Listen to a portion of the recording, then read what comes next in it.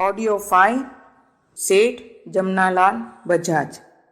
पर जमनालाल जी एक कदम आगे बढ़कर गौ पालन को आर्थिक दृष्टि से इतना लाभदायक बना देने के पक्ष में थे कि फिर कोई उसे मारने का विचार ही न करे। जिस प्रकार उन्होंने खादी और हरिजन उत्थान के आंदोलनों को व्यावहारिक रूप दिया था, उसी प्रकार वे एक व्यापारी की दृष्टि से गौ सेवा के कार्य में भी जुट गए। वे गोपुरी की एक झोपड़ी में रहते हुए गायों को स्वयं स्नान कराते, उनका स्थान साफ करते, चारे दाने और दूध दुहने की उचित व्यवस्था करते। गोपालन के आधुनिक साधनों का भी उन्होंने अध्ययन किया और उनसे जहाँ तक फायदा उठाया जा सकता है उसकी व्यवस्था की। उनको इस बात का बहुत खेद था कि आजकल गौरक्षणी सभाएं और पिंजरा पोल गलत रास्ते से काम करके बहुत सा धन खर्च कर डालते हैं और उनके द्वारा गौ माता का कुछ भी वास्तविक हित नहीं होता। इस उद्देश्य की पूर्ति के लिए उन्होंने अखिल भारतीय गौ सेवा सम्मेलन का आयोजन किया, जिसमें देश भर के बहुसंख्यक गौ विशेषज्ञों ने भाग लिया। इस विषय के सर्वाधिक प्रसिद्ध ज्ञाता सर दातार सिंह को भी इसमें विशेष रूप से आमंत्रित किया गया। इस सम्मेलन के अध्यक्ष गांधी जी थे और श्री विनोबा जी ने इसका उद्घाटन किया। यह सम्मेलन पर्याप्त सफल हुआ और उसमें विचार विमर्श करके एक अखिल भारतीय गौ सेवा संघ की स्थापना की गई। यद्यपि इसके 7 दिन बाद ही उनकी मृत्यु हो गई, पर फिर भी इस संस्था द्वारा गौओं के हितकारी अनेक कार्य किए गए। आकस्मिक स्वर्गवास। यद्यपि जमनालाल जी का स्वास्थ्य अच्छा था और शारीरिक दृष्टि से वे पर्याप्त शक्तिशाली जान पड़ते थे, पर राष्ट्रीय आंदोलन में निरंतर अधिक परिश्रम करते रहने और कई बार की जेल यात्रा में कष्टमय जीवन व्यतीत करने के कारण उनमें आंतरिक निर्बलता उत्पन्न हो गई थी। वे एक प्रसिद्ध धनी व्यक्ति थे और घर पर उनको सब तरह की सुख सुविधाओं में रहने का अभ्यास था, पर सरकार से विरोध होने पर उन्होंने जेल में किसी प्रकार की रियायत ग्रहण नहीं की, वरन स्वयं अपनी इच्छा से तीसरी श्रेणी में रहे। इस प्रकार उन्होंने सत्याग्रही की हैसियत से सब तरह की तकलीफें सहन की और इसका प्रभाव उनके स्वास्थ्य पर हानिकारक पड़ा। यद्यपि वे स्वयं भी इस बात को समझते थे, पर मातृभूमि की वेदी पर अपना सब कुछ बलिदान करने की इच्छा उनको इसी मार्ग पर प्रेरित करती रही। 10 फरवरी 1942 को जमनालाल जी गोपुरी से वर्धा आकर चीन के राष्ट्रनायक जनरल चांग काई शेक के स्वागत तथा निवास की व्यवस्था करने में लगे थे, क्योंकि खबर आई थी कि गांधी जी से भेंट करने वे शीघ्र ही वहां आने वाले हैं। उस रात को इसी संबंध में उनकी बातचीत महादेव भाई से होती रही। उन्होंने कहा, बापू मुझसे गौ सेवा का काम लेना चाहते हैं, पर बीच बीच में ऐसे नए कार्य आ जाते हैं कि मुझे उसे छोड़कर यहाँ आना ही पड़ता है। महादेव भाई ने कहा, लेकिन आपको तो संसार के एक महापुरुष को अपना अतिथि भी बनाना है और गौ सेवा भी करनी है, फिर क्या हो। दूसरे दिन सेवाग्राम में अपने निवास स्थान में बैठे हुए गांधी जी घनश्याम दास बिरला से बातचीत कर रहे थे तो अचानक खबर आई कि जमनालाल को खून का दौरा पड़ा है, कैद हुई है और वे बेहोश हैं।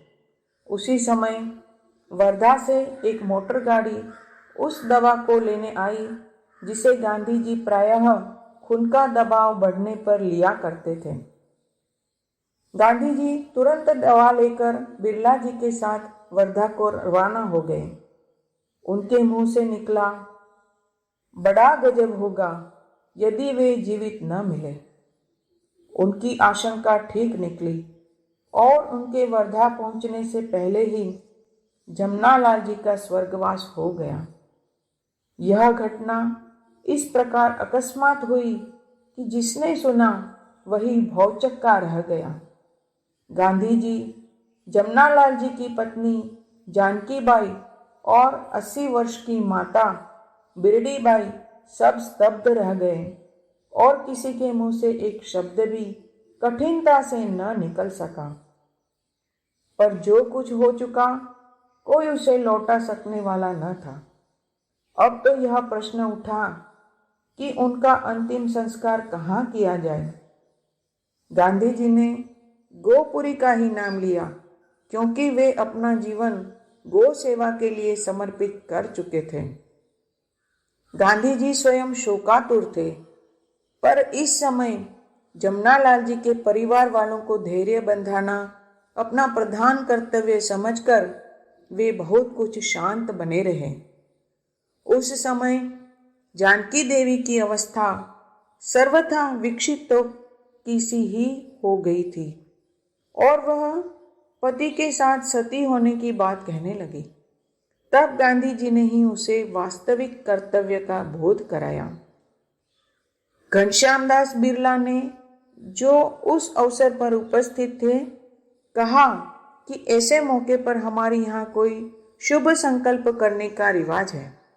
इस पर जानकी बाई ने अपने हिस्से की सब संपत्ति जमनालाल जी के आरंभ किए गो सेवा कार्य के लिए अर्पित कर दी। पर गांधी जी ने इसे पर्याप्त न समझा और कहने लगे, अपना सारा धन भगवान को देकर तुम भिखारिन बन गई हो। अब यदि लड़के खिलाएंगे तभी तुम खाना खा सकोगी। यदि वे न खिलाएं तो सेवाग्राम आकर मेरे भिक्षान्न में सम्मिलित हो जाना। परंतु इससे तो उद्देश्य पूरा नहीं हो सकता। तुमको तो वही सब करना चाहिए जो अब तक जमनालाल करते थे। जानकी देवी को आश्चर्य हुआ कि क्या ईश्वर उसे इन कामों को कर सकने की शक्ति देगा। विनोबा जी ने उन्हें समझाया कि जहाँ शुभेच्छा होती है वहाँ उसको पूरा करने की शक्ति भी ईश्वर देता ही है। इस प्रकार एक महान जीवन का अंत हो गया। यद्यपि उनका जन्म एक गरीब घर में हुआ था, पर भाग्य ने उन्हें अनायास ही एक बड़ा पूंजीपति बना दिया। पूंजीपति शब्द वर्तमान युग में शुभेच्छा का प्रतीक नहीं माना जाता। गरीब वर्ग तो उसे स्पष्ट शब्दों में शोषक कहता ही है। अन्य लोग भी उनकी अर्थनीति को समाज के लिए कल्याणकारी नहीं बतलाते। कारण यही है कि अधिकांश पूंजीपतियों की दृष्टि में समाज के हित की अपेक्षा अपना मुनाफा ही सर्वोपरि होता है। ऐसे भी पूंजीपतियों की कमी नहीं, जो धन कमाने के लिए हानिकारक वस्तुओं की मिलावट तथा शराब, सिगरेट जैसी घातक वस्तुओं का अधिकाधिक प्रचार करने में भी संकोच नहीं करते। ऐसी दशा में यदि उन पूंजीपतियों में से कोई ऐसा व्यक्ति निकल आवे जो व्यापार में सत्य व्यवहार करता हुआ अपनी अधिकांश आय लोक कल्याण के लिए ही अर्पित कर देता है, तो यह साधारण महत्व की बात नहीं है। भारत के राष्ट्रीय आंदोलन में जमनालाल जी ने जिस प्रकार स्वयं अपने परिवार तथा संपदा को अर्पित कर दिया, उसका मुकाबला करने वाला उदाहरण कठिनता से ही मिल सकेगा। फिर उन्होंने जिस प्रकार व्यापार में असत्य व्यवहार से बचने और देश हित का ध्यान रखा, वह और भी अधिक प्रशंसनीय है। इसीलिए हम उनके चरित्र को देशी विदेशी सभी पूंजीपतियों के लिए अनुकरणीय समझते हैं। अगर लोग उनकी ही तरह अपने को अपने धन का स्वामी समझने के बजाय संरक्षक, ट्रस्टी माने, तो वर्तमान पूंजीवाद के बहुत से दोषों का अंत हो सकता है। और सामान्य जनता में पूंजीपतियों के विरुद्ध जो दुर्भावना पाई जाती है उसका भी अंत हो सकता है। एक विद्वान के कथनानुसार परिश्रम करके धन कमाना और फिर उसको अपने सुख अथवा विलास में व्यय न करके परोपकारार्थ देते रहना किसी तपस्या से कम महत्वपूर्ण नहीं है। इस दृष्टि से जमनालाल जी के तुल्य उदाहरण का मिल सकना दुर्लभ है। पूंजीवाद का वर्तमान स्वरूप और उसका संशोधन। जमनालाल जी के जीवन से जो एक बहुत बड़ी शिक्षा मिल सकती है वह वर्तमान पूंजीवादी प्रथा के संशोधन से संबंधित है। इस समय संसार के सामने यही सबसे बड़ी समस्या है। एक दृष्टि से इसे आधुनिक युग की समस्त हलचल और असंतोष का मूल कारण कहा जा सकता है।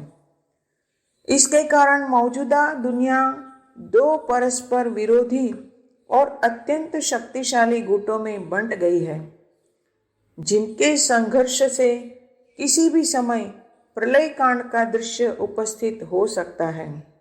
इसलिए लोक मंगल के अभिलाषी और शांतिवादी व्यक्ति निरंतर पूंजीवाद की समस्या पर विचार करते रहते हैं।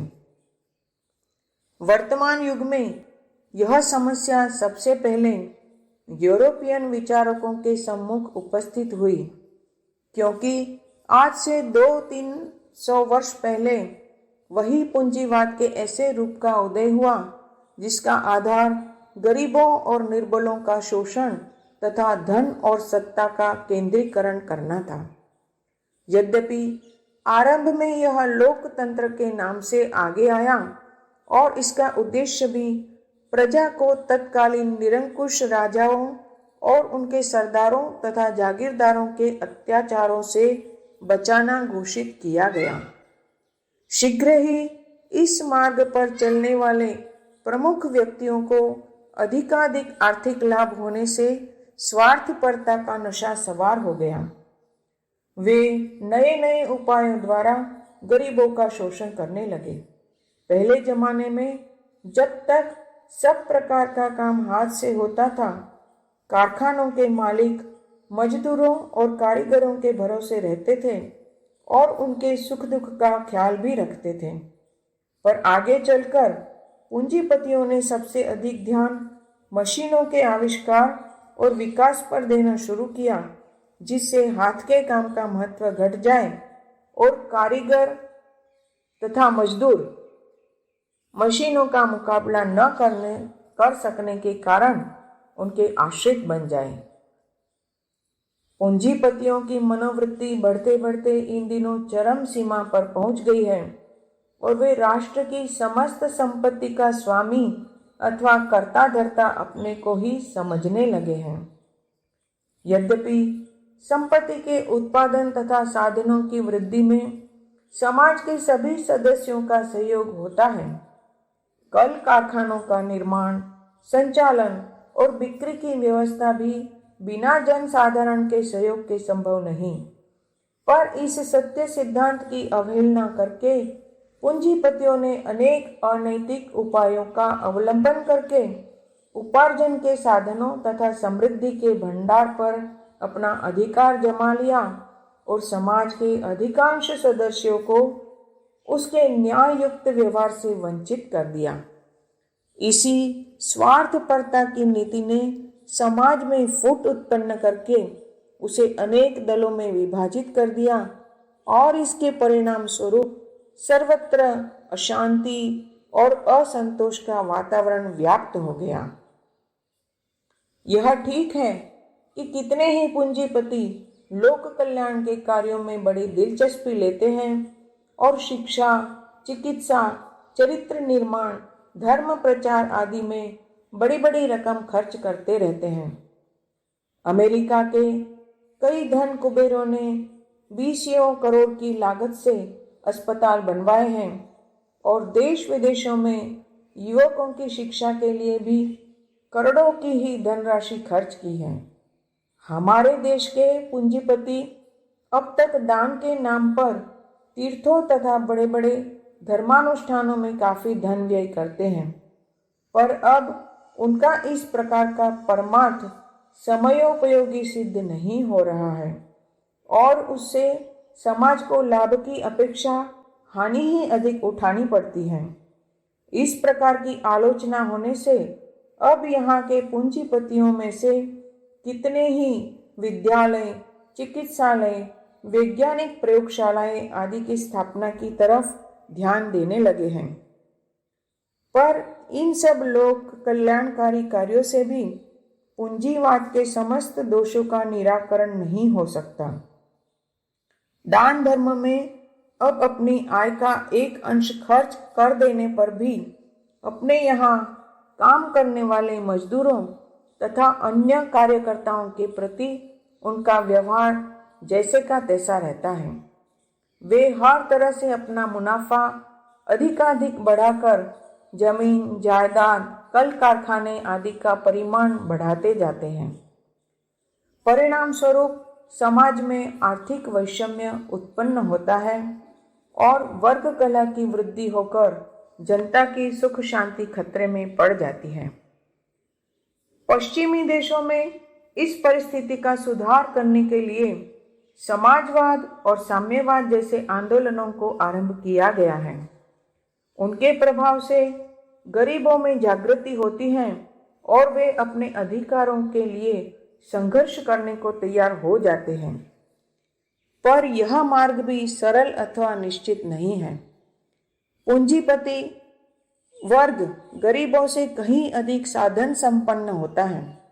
शासन की बागडोर भी प्रत्यक्ष अथवा अप्रत्यक्ष तरीके से उसी के हाथ में रहती है। इसलिए वे गरीबों को दबाने के लिए तरह तरह के उपायों से काम लेते हैं और उनको नए नए बंधनों में जकड़ते जाते हैं। इससे समाज में अव्यवस्था उत्पन्न होती है और वह सभ्यता तथा सहयोग के बजाय पाशविक प्रवृत्तियों को अपनाने लगता है। गांधी जी ने पूंजीवाद और समाजवाद के इन दोषों को अच्छी तरह समझा था। इसलिए अपरिग्रह और परोपकार के प्राचीन भारतीय सिद्धांतों को आधुनिक युग के अनुकूल रूप में प्रचलित करने का प्रयत्न किया था। जमनालाल जी इस कार्य में उनके सबसे बड़े सहयोगी थे। असहयोग आंदोलन में भाग लेने वाले अधिकांश व्यक्ति गरीब अथवा साधारण आर्थिक स्थिति के थे। इसलिए गांधी जी की बातें सर्वसाधारण की दृष्टि में एक आदर्शवाद ही मानी जाती थी। पर जमनालाल जी ने स्वयं एक पूंजीपति होते हुए गांधी जी के आदर्शों के अनुसार आचरण करके समाजवाद का एक नया रूप संसार को दिखला दिया।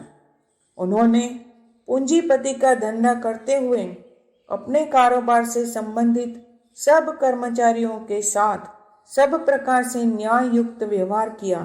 ग्राहकों के साथ सदैव ईमानदारी का ध्यान रखा और जो कमाया उसका अधिकांश राष्ट्रोत्थान में खर्च किया। संपत्ति के संबंध में प्राचीन भारतीय आदर्श यही है। संसार में आदि ग्रंथ माने जाने वाले वेद स्पष्ट शब्दों में कहते हैं, शतहस्तः समाचर सहस्त्रहस्तः संकीर, अर्थात 100 हाथों से कमाओ और 1000 हाथों से खर्च करो, वितरण करो। धन के कमाने में दोष नहीं है, पर उसका उपयोग समाज की वस्तु समझकर ही करना चाहिए। संपत्ति समाज में रहकर ही कमाई जा सकती है और सामाजिक वातावरण में ही उसे उपयोग में लाया जा सकता है। किसी निर्जन टापू में रहने वाले व्यक्ति को यदि सोने का पहाड़ या हीरो की खान मिल जाए तब भी उसका कोई मूल्य नहीं। इसलिए भारतीय मनीषियों ने यही उपदेश दिया है कि मनुष्य इस संसार की वस्तुओं को संग्रह करके घर में बंद करने की चेष्टा न करे, वरन सब पदार्थों का उपयोग आवश्यकतानुसार करके शेष भाग दूसरों के लिए छोड़ दे, क्योंकि ये समस्त पदार्थ किसी एक मनुष्य ने उत्पन्न नहीं किए हैं, वरन इनको उत्पन्न करने का श्रेय आदि शक्ति अथवा समग्र मानव समाज को है। अगर इस सिद्धांत पर सच्चाई से अमल किया जाए तो हम समाजवाद ही नहीं वरन उस स्थिति को पहुंच सकते हैं जिसे बंधन मुक्त समाज कहा जा सकता है। जमनालाल जी गांधी जी के आदेश से इसी मार्ग का अनुकरण करने लगे थे और उसमें सफलता भी प्राप्त करके दिखा दी थी। वह दिन हमारे जीवन काल में या एक दो पीढ़ी के पश्चात ही आ सकता है, जबकि समस्त समाज स्वेच्छा से या परिस्थितियों के वशीभूत होकर इसी मार्ग पर चलने लगे। उस समय लोग जमनालाल जी जैसे महापुरुषों के महत्व को अनुभव करेंगे।